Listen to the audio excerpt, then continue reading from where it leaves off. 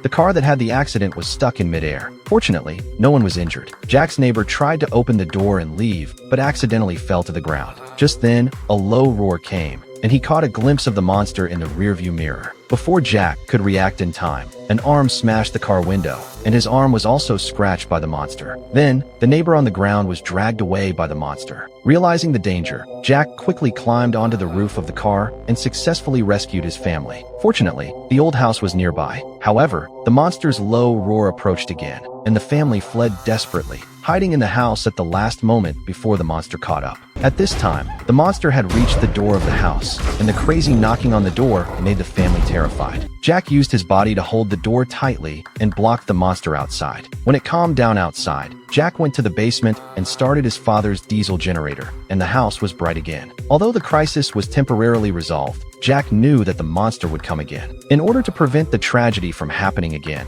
he moved the wardrobe to the door of the room. However, his injured arm had been infected with a mutant virus. When he was about to rest at night, Jack's hair fell out in clumps and his vision became blurred, but fortunately, he could still see his wife's face clearly. He tried to control his emotions, but his wife had noticed the blood on his arm. After smelling the blood, Jack suddenly lost control and ate his wound frantically. Seeing his wife's horrified expression, his only remaining glimmer of reason made him stop, and then he left without looking back. The wife understood that the house was no longer safe, and she had to send her husband to the hospital as soon as possible. She noticed the car at the door, immediately looked for the key, and picked up a fruit knife for self-defense. After confirming that it was safe outside, she got in the car with her family and started the engine.